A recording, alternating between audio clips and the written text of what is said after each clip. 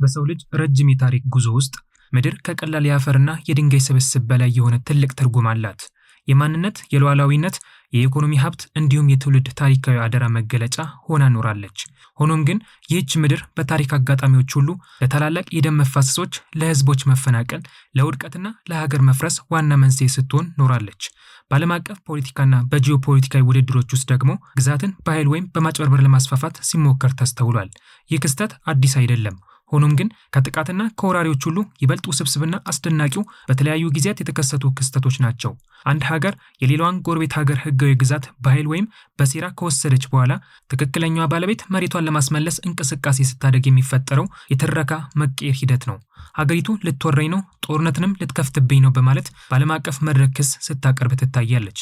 ይህ ክስተት በፖለቲካና በጦርነት ታሪክ ውስጥ የሚታወቅበት ልዩና አስደናቂ ጠባይ አለው። ጥቃት አድራሾቹ ሀገራት የተወሰደውን መሬት ለማስመለስ የሚደረገውን ህጋዊና ሰላማዊ ጥያቄ እንደ ቀጥተኛ የጦርነት ቅስቀሳ፣ እንደ ህልውና ስጋት ወይም እንደ አጠቃላይ የወረራ ዝግጁነት አድርገው ይስሉታል። ጥቃት አድራሹ አካል በቅጽበት ራሱ እንደ ተጎጂና እንደ ተከላካይ፣ ህጋዊ የግዛት ባለቤቷን ደግሞ እንደ ወራሪ አድርጎ ያቀርባል። በኤርትራም የተፈጠረው ይህ ነው።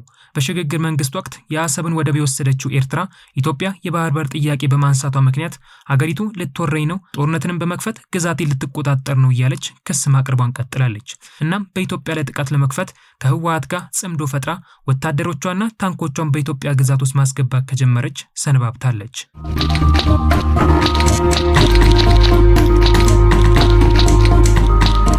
በዛሬው አጭር ፕሮግራማችን ሀገራት እንዴት የሌላውን ሀገር ግዛት ይወስዳሉ፣ የወሰዱትንስ መሬት ህጋዊ ለማስመሰል ምን አይነት ትርክትን ይጠቀማሉ፣ ጥያቄው ሲነሳባቸውስ እንዴት የደህንነት ስጋት ትርክት በመፍጠር ቀድሞ ጥቃት ይሰነዝራሉ የሚሉትን ጥያቄዎች በዓለም አቀፍና በአፍሪካ የተከሰቱ ክስተቶችን እንደ ምሳሌነት በማንሳት ኤርትራስ ምን ለመስራት እየሞከረች ነው የሚለውን እንመለከታለን። ወደ የሀሳብ ሚዲያ ቤተሰቦቻችን ኤርትራ የአሰብን ወደብ በመውሰዷ ምክንያት ኢትዮጵያ የባህር በር ጥያቄ እያነሳችበት ባለበት በዚህ ሰዓት ምን አይነት ትርክትን እየተጠቀመች ነው? ይህንን ጥያቄ ለእናንተ እየተውን እኛ ወደ ተከታዩ እናልፋለን። አንድ ሀገር የጎረቤቷን ሀገር ግዛት በኃይል ለመውሰድ ስታቅድ ሂደቱ በመጀመሪያ የሚጀምረው በወታደራዊ ወረራ ወይም በታንክና በመሳሪያ ድምፅ አይደለም። ይልቁንም በቃላት፣ በታሪክ ትርክቶች፣ በስነ ልቦናዊ ዝግጅቶች ነው። በመቀጠል ወታደራዊ እርምጃ ይወሰዳል። የጎረቤት ሀገር ግዛት በኃይል ወይም በደመነፍሳዊ ድንገተኛ ጥቃት ይያዛል። ይህ ግዛት ከተያዘ በኋላ ግን ዋናውና አደገኛው የፖለቲካ ድራማ የሚጀምረው ከዚህ በኋላ ነው። ግዛቷ የተወሰደባት ሀገር የሰራዊቷን አቅሟን አጠናክራ በዲፕሎማሲያዊ ወይም በወታደራዊ መንገድ መሬቷን ለማስመለስ እንቅስቃሴ ስትጀምር፣ ግዛቱን የወሰደችው ሀገር በቅጽበት ይህንን የመከላከል የመብት ማስከበር እንቅስቃሴ እንደ አዲስ ጥቃት ተረጉመዋለች። የመሬቱን ጥያቄ ከህልውና ጋር ታያይዘዋለች። የተወሰደው መሬት ለባለቤትነቱ የሉዓላዊነትና የህግ ጥያቄ ሲሆን፣ ለወሰደው ሀገር ግን ያለዚህ መሬት ሀገራችን ልትጠበቅ አትችልም የሚል የደህንነት ስጋት አድርጎ ማቅረብ ነው። እናም የጥቃት ቅድመ ተከተሉን በማደናገርና ታሪክን በማዛባት ልትወረን ነው የሚል ዲስኩርን ያስፋፋሉ። ማን ቀድሞ ወረረ የሚለውን አጣዳፊ የታሪክ እውነታ በመጋረድ ዛሬ አሰልፈው ያቆሙት ጦራቸው እኛን ለማጥፋትና ሀገራችንን ለማፍረስ የመጡ ናቸው የሚል ፍርሃት በህዝብና በዓለም አቀፍ ማህበረሰብ ዘንድ መዝራት ይጀምራሉ። ጠላቶቻችን ሊወሩን ዝግጅታቸውን ጨርሷል የሚል ንግግር በባለስልጣናቶቻቸው በማስፋፋት ተቀምጠን ከመሞት ቀድመን ማጥቃት አለብን የሚል ውሳኔ ላይ ይደርሳሉ። በዚህም ምክንያት በሀገሪቱ ላይ ጦርነትን ያውጃሉ። ይህ ስልት ጥቃት አድራሹን አካል እንደ ሰላም ወዳድና ተከላካይ፣ ግዛቷ የተወሰደባት ሀገርን ደግሞ እንደ አጥቂ አድርጎ በማቅረብ ረገድ ከፍተኛ የስነ ልቦናዊ ብልጫ ይሰጣታል። ይህ አካሄድ በዓለም ታሪክ ውስጥ በተደጋጋሚ የታየና ለታላላቅ የዓለም ጦርነቶችና የቀጠናዊ አለመረጋጋቶች ምክንያት የሆነ ስልት ነው። የዓለም አቀፍ ግንኙነት ታሪክ እንደሚያሳየን ሀያላን ሀገራትም ሆኑ ትናንሽ መንግስታት ይህንን ስልት እንደ ወታደራዊና ዲፕሎማሲያዊ መሳሪያ ሲጠቀሙበት መኖራቸውን ነው። በ21ኛው ክፍለ ዘመን አጋማሽ በአውሮፓ ላይ የተከሰተው የናዚ ጀርመን አካሄድ ለዚህ ትልቅና ግልጽ ማሳያ ነው። On the 12th of March 1938, the strangest invasion in history begins. Adolf Hitler as a hero. የናዚው መሪ አዶልፍ ሂትለር በ1930ዎቹ ማጠቃለያ ላይ የጀርመንን ወሰን ለማስፋፋት ባደረገው እንቅስቃሴ በመጀመሪያ በቼኮስሎቫኪያ ስር የነበረችውንና በርካታ የጀርመን ተናጋሪዎች ይኖሩባት የነበረችውን ሱደተላንድ የተባለችውን ግዛት በፖለቲካዊ ግፊትና በወታደራዊ ማስፋፋያ ተቆጣጠሩ። ይህ ግዛት ከተያዘ በኋላ ቼኮስሎቫኪያ የደህንነት ስጋት በመግባቷ ወታደሮቿን ማዘጋጀትና ድንበሮቿን ማጠናከር ጀመረች። በዚህ ጊዜ የሂትለር ፕሮፓጋንዳ ማሽን ትረካውን ወዲያውኑ ቀየረ። ጀርመን ግዛቷን የወሰደችው ሀገር መሆኗን በመካድ ቼኮስሎቫኪያ በሱደተላንድ በሚኖሩ የጀርመን ወገኖቻችን ላይ ጭካኔ እያሰራች ነው፣ በተጨማሪም የጀርመንን ድንበር ለመውረር ሰራዊቷን አሰልፋለች የሚል ውንጀላ ሰነዘረ። ይህንን የደህንነት ስጋት ምክንያት በማድረግም ጀርመን በ1939 ዓ.ም ሙሉ በሙሉ ቼኮስሎቫኪያን በመውረር የሁለተኛውን የዓለም ጦርነት ጭፍ አፋፈመች። ጥቃት አድራሿ ሀገር ራሷን እንደ ተጎጂ አድርጋ በማቅረብ ሁለተኛውን ትልቅ ወረራ ፈጸመች። At 8 a.m. on the 28th of February 1991, silence descended over the battlefields of Kuwait and southern Iraq. በተመሳሳይ መልኩ በመካከለኛው ምስራቅ ታሪክ ውስጥ የኢራቅና የኩዌት ግጭት ሌላው የሚጠቀስ እውነት ነው። በፈረንጆቹ አቆጣጠር በ1990 ዓ.ም የኢራቁ መሪ ሳዳም ሁሴን ኩዌት የኢራቅ አካል የሆነች 19ኛዋ ክፍለ ሀገር ነች የሚል የታሪክ ይገባኛል ጥያቄ በማንሳትና የነዳጅ ጥያቄ ምክንያት በማድረግ ኩዌትን በሰዓታት ውስጥ ተቆጣጠረ። የዓለም አቀፉ ማህበረሰብና የተባበሩት መንግስታት ድርጅት ኢራቅ ወታደሮቿ እንድታስወጣና የኩዌት ሉዓላዊነት እንድታከብር ሲጠይቁ የሳዳም ሁሴን መንግስት ግን የሰጠው ምላሽ የተለየ ነበር።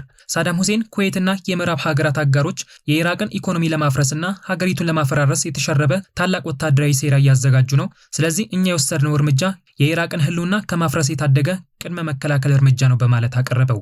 የመጀመሪያውን የወረራ እርምጃ እንደ ህጋዊ መከላከል አድርጎ ለማቅረብ የተደረገው ይህ ጥረት በኋላ ላይ ለታላቁ የፋርስ ባህር ሰላጤ ጦርነትና ለቀጠናው አለመረጋጋት መነሻ ሆነ። በ1967ቱ የመካከለኛው ምስራቅ የ6 ቀን ጦርነት ዋዜማ የተከሰቱ ክስተቶች ከዚሁ ጋር ተመሳሳይ ባህሪ ነበራቸው። በወቅቱ በግብጽና በሶሪያ በኩል ይደረግ የነበሩ የወታደራዊ እንቅስቃሴዎች፣ የድንበር መዘጋቶችና የጦር ኃይል ስብስቦች በእስራኤል በኩል እንደ አጣዳፊ የህልውና ስጋት ተተረጎሙ። እስራኤል ጠላቶቼ ሊወሩኝና ሊያጠፉኝ የተዘጋጁ በመሆናቸው ቀድሜ ጥቃት የማልፈጽም ከሆነ ህልውናዬ ያበቃል በሚል እምነት የአየር ላይ ውጊያ ከፈተች። የሲና ባህር ሰላጤንና የጎላን ኮረብታዎችን በቁጥጥሯ ስር አደረገች። እያንዳንዱ አጋጣሚ እንደሚያሳየው የመሬት ይገባኛልና የደህንነት ስጋት ትረካዎች እንዴት የጦርነት ዋነኛ መነሻዎች እንደሚሆኑ ነው። ወደ አፍሪካ ስንመጣ የድንበርና የግዛት ጉዳይ የበለጠው ስብስብ ነው። ስሜታዊና ደም አፋሳሽም ነበር። የአፍሪካ ሀገራት ድንበሮች በ19ኛው ክፍለ ዘመን በማህበረሰቦች ባህል፣ ቋንቋ፣ የዘር ግንኙነት ወይም ታሪክ ላይ ተመስርተው የተተከሉ ሳይሆን በበርሊን ኮንፈረንስ ወቅት በቀኝ ግዛት እርሳስና ካርታ የታቀዱ ናቸው። ከቀኝ ግዛት ነፃ የመውጣት ሂደት በ1960ዎቹ ሲጀምር የአፍሪካ አንድነት ድርጅት የአሁኑ የአፍሪካ ህብረት በ1963 ዓ.ም አንድ ታሪካዊና ወሳኝ ውሳኔ አሳለፈ። ውሳኔውም የቀኝ ግዛት ድንበሮች አይነኩም የሚል ነበር። ዓላማውም ሀገራት እርስ በርሳቸው በታሪካዊ ይገባኛል ጥያቄዎች እንዳይፋጁና አህጉሪቱ ወደማያበቃ የጦርነት ማዕበል እንዳትገባ ለመከላከል ነበር። ሆኖም ግን ይህ ጥብቅ መመሪያ ቢኖርም አህጉሪቱ የግዛት ወረራና የትረካ መቀየር ከተከናወነባቸው አጋጣሚዎች ነፃ አልሆነችም። በፈረንጆቹ አቆጣጠር 1978 እስከ 1979 ለአንድ ዓመት በምስራቅ አፍሪካ ታሪክ ውስጥ የተደረገው የኡጋንዳና የታንዛኒያ ጦርነት የዚህ ክስተት ግልጽና ህያው ምሳሌ ነው። በወቅቱ የኡጋንዳ አምባገነን መሪ የነበረው ኢዲ አሚን ዳዳ በሀገር ውስጥ የነበረውን የፖለቲካ ውጥረት፣ የኢኮኖሚ ውድቀትና የጦር ሰራዊት አመጽ ወደ ውጭ ለማስወጣት በማሰብ የታንዛኒያ አካል የሆነችውን ካጌራን በኃይል ተቆጣጠረ። የታንዛኒያው ፕሬዝዳንት ጁሊየስ ኔሬሬ ሀገራቸው መሬቷን እንድታስመልስና ወታደራዊ ዝግጅት እንድታደርግ ትዕዛዝ አስተላለፉ። በዚህ ጉዳይ ኢዲ አሚን የተለመደውና የጥቃት አድራሽ ስልት ተጠቀመ። የራሱን ወረራ በመካድ ታንዛኒያ የኡጋንዳን መንግስት ለመጣል አማጽያንን እያሰለጠነችና ድንበሬን ልትወር ሰራዊቷን እያከማቻች ነው፣ የኡጋንዳ ህልውና አደጋ ላይ ወድቋል በሚል የሐሰት የደህንነት ስጋት አወጀ። በዚህም ምክንያት በታንዛኒያ ላይ ይፋዊ ጦርነት ከፈተ። I have no anybody intention from now onwards. I wanted to be very friendly to entire world community. ሆኖም ግን የኔሬሬ መንግስት በመልሶ ማጥቃቱ የካጌራን ግዛት ማስለቀቅ ብቻ ሳይሆን እስከ ካምፓላ ዘልቆ በመግባት የኢዲ አሚን ዳዳን አምባገነን ስርዓት እስከ ወዲያኛው አስወገደ።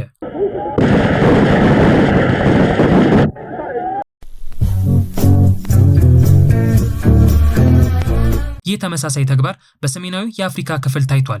የሊቢያው መሪ ሙአመር ጋዳፊ በ1973 ዓ.ም በሰሜን ቻድ የሚገኘውና በማዕድን የበለጸገውን የወዙ ሰቅ የተባለውን ግዛት ወታደሮቻቸው በኃይል እንዲቆጣጠሩ አደረጉ።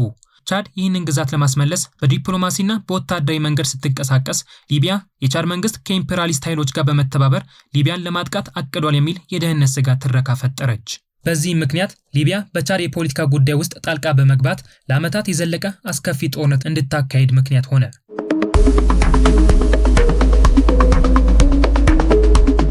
በምዕራብ አፍሪካ ደግሞ በናይጄሪያና በካሜሩን መካከል የነበረው የባካሲ ምድር ግጭት ሌላው ታሪካዊ ክስተት ነው። በነዳጅ የበለጸገችውን ይህችን ምድር በተመለከተ የነበረው የይገባኛል ጥያቄ ወደ ወታደራዊ ፍጥጫ ያመራ ቢሆንም በዓለም አቀፍ የፍትህ ፍርድ ቤት ውሳኔና በሰላማዊ ዲፕሎማሲያዊ መፍትሄ ሊያገኝ ችሏል። ሆኖም ግን በውጥረቱ ወቅት በሁሉም ወገኖች በኩል ይነሱ የነበሩ የደህንነት ስጋት ወታደራዊ ግጭትን ለማፋፋም ተቃርበው ነበር። አንድ ሀገር የሌላውን ግዛት ወስዳ በመቀጠልም ልትወረኝ ነው በሚል ሽፋን ጦርነት ስታወጅ የሚፈጠረው ድራማ በሶስት ዋና ዋና አቅጣጫዎች ይከወናሉ። አብዛኛውን ጊዜ የሌላውን የሀገር መሬት የሚወስዱ መንግስታት በሀገራቸው ውስጥ ከፍተኛ የፖለቲካ፣ የኢኮኖሚ ወይም የማህበራዊ ቀውስ ያለባቸው ሲሆን ህዝቡ የመንግስትን ድክመት እንዳያይና ትኩረቱ እንዲሰረቅ የውጭ ጠላት መፍጠር አስፈላጊ ይሆናል። ውድ ተመልካቾቻችን ለዜጎቹ ሰላምን ሳይሰጥ በማሰርና በማሰቃየት የሚታወቀው ሻዕቢያ የኤርትራውያንን ትኩረት በኢትዮጵያ ላይ ለማድረግ እየሰራ መሆኑ ለዚህ ማሳያ ነው። ሀገራት የሌላውን መሬት ወስደው ያቺ ሀገር ልትወረን ነው፣ ሀገራችን አደጋ ላይ ነች የሚል ፍርሃት ሲነዙ ህዝቡ የውስጥ ልዩነቱን ረስቶ ከመንግስት ጎን እንዲሰለፍ ሲያደርጉ ቆይተዋል። ፍርሃት ሰዎችን የማስተባበርና የፖለቲካዊ ድጋፍ የማሰባሰብ ከፍተኛ ኃይል አለው። በዓለም አቀፍ መድረክ ጥቃት አድራሿ ሀገር ራሷን እንደ ሰላም ወዳድ ነገር ግን ህልውናዋ አደጋ ላይ እንደወደቀ ሀገር አድርጋ ክስ ስታቀርብ የሻዕቢያ የመጀመሪያው አይደለም። የተባበሩት መንግስታት ድርጅት ለምክክር በሚጠራቸው ወቅት ስለተያዙት መሬት ህጋዊነት ከመጠየቅ ይልቅ ከጎረቤቴ የሚመጣብኝን ጥቃት እንዴት ልከላከል የሚል አዲስ አጀንዳ ይፈጥራሉ። በዚህም ተግባር ዓለም አቀፉ ማህበረሰብ ዋናውን የወረራ ጉዳይ ትቶ ሰላም በማውረድና ሁለቱንም ወገኖች በማስታረቅ ላይ እንዲጠመድ ያደርገዋል። ይህም የወረራውን ጊዜ አራዝሞ ሀገሪቱ የወሰደችውን መሬት በጊዜ ሂደት የራሷ እንድታደርግ እድል ይሰጣታል። በዓለም አቀፍ ህግ አንቀጽ 51 መሰረት ሀገራት ራሳቸውን የመከላከል ህጋዊ መብት እንዳላቸው ይናገራል። ጥቃት አድራሾቹ ይህንን ህግ በመዘወር ያደረጉትን የድንበር ጥሰትና የከፈቱትን ጦርነት ራሳችንን የመከላከል ህጋዊ መብታችንን እየተጠቀምን ነው በሚል የህግ ሽፋን ይሸፍኑታል።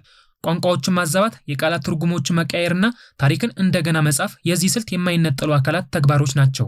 ምንም እንኳን የፕሮፓጋንዳ ማሽኖች፣ የፖለቲካ መሪዎችና የወታደራዊ አዛዦች የቱንም ያህል የተራቀቁ የሐሰት ትረካዎችን ቢፈጥሩ የታሪክ እውነታ ከዚህ በኋላ መገለጡ አይቀርም። በኃይልና በትረካ የተያዘ መሬት ዘላቂ ሰላምን ሊያመጣ እንደማይችል፣ በጥቃትና በማደናገር የተገነባ የበላይነት ጊዜያዊ እንጂ ዘላቂ እንደማይሆን ከላይ የጠቀስናቸው ሀገራት ምስክር ናቸው።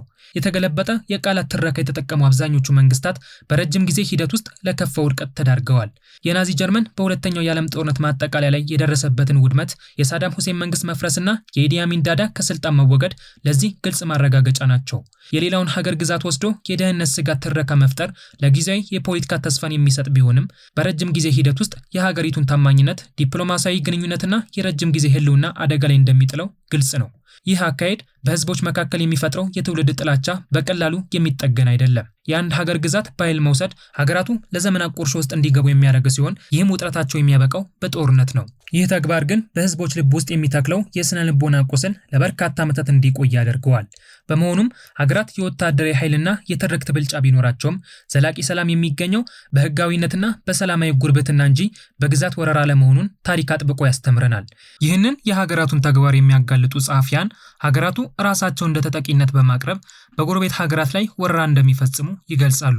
ካልቸርን ኢምፔሪያሊዝም የሚለውን መጽሐፉን በፈረንጆቹ አቆጣጠር 1993 ለንባብ ያበቃው ኤድዋርድ ሰኢድ ወረራና የግዛት ይገባኛል ጥያቄዎች በቃላትና በትረካዎች እንዴት እንደሚገነቡ ያመለክታል። ሰኢድ እንደሚለው ማንኛውም የወረራ ወይም የግዛት መያዣ እንቅስቃሴ የሚጀምረው በጂኦግራፊያዊ ትረካዎች ነው።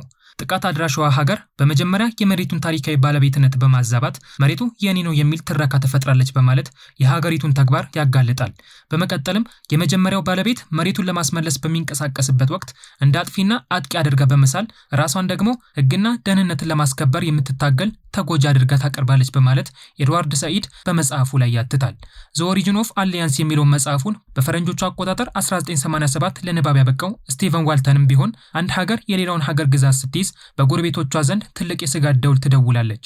ጎረቤት ሀገራት ራሳቸውን ለመከላከል ዝግጅት ሲጀምሩ የመጀመሪያዋ ጥቃት አድራጊዋ ሀገር ይህንን ዝግጅት እንደ አዲስ የደህንነት ስጋት በመቁጠር ሁለተኛውን ጥቃት እንደ መከላከያ እርምጃ አድርጋ እንደምታቀርበው ይገልጻሉ።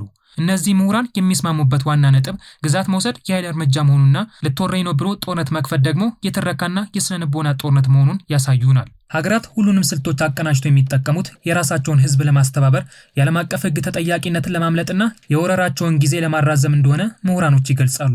አንድ ሀገር የሌላውን ግዛት ወስዳ ልትወረኝ ነው በሚል ሽፋን የምታካሄደው ጦርነት ጊዜያዊ የስነ ልቦና ወይም የወታደራዊ የበላይነት ሊሰጣት ይችላል። ነገር ግን የታሪክ እውነታ እንደሚያሳየን ይህ አካሄድ በረጅም ጊዜ ሂደት ውስጥ ዘላቂ ሰላምና ደህንነትን ሊያመጣ ከቶንም አይችልም። በትረካና በኃይል የተያዘ መሬት ሁልጊዜ ለቀጣይ ጦርነቶችና ለቀጠናዊ አለመረጋጋት መንስኤ ከመሆን አያልፉም። ጥቃት አድራጊዋ ሀገር ራሷን እንደ ተጎጂ ለማስመሰል የምታደርገው ጥረት የዲፕሎማሲውን መድረክ ለጊዜው ሊያደናግር ቢችልም እውነታው ግን ከጊዜ በኋላ መገለጡ አይቀርም። ሀገራት የቱንም ያህል የወታደራዊ ኃይልና የፕሮፓጋንዳ የበላይነት ቢኖራቸው የጎረቤቶቻቸውን መሬት ወስደው በስጋትና ትረካ ጦርነት ማፋፋማቸው በመጨረሻ ራሳቸውንም ጭምር ለውድቀት የሚያዘጋጅ አደገኛ መንገድ መሆኑን ለሻዕቢያ የሚነግረው ጠፍቷል። የሻዕቢያ ጦር ይህንን ስልት በመጠቀም ሰራዊቱን ወደ ትግራይ ክልል ውስጥ በማስገባት በኢትዮጵያ ላይ ጦርነት ለመክፈት ራሱ እንደ ተወራሪ አድርጎ እያቀረበ ይገኛል። ከዚህም ባለፈ በፕሬዝዳንቱ ኢሳያስ አፈወርቅና በማስታወቂያ ሚኒስትሩ የማነ ገብረ መስቀል አማካኝነት መልእክቱን ማስተላለፉን ቀጥሏል።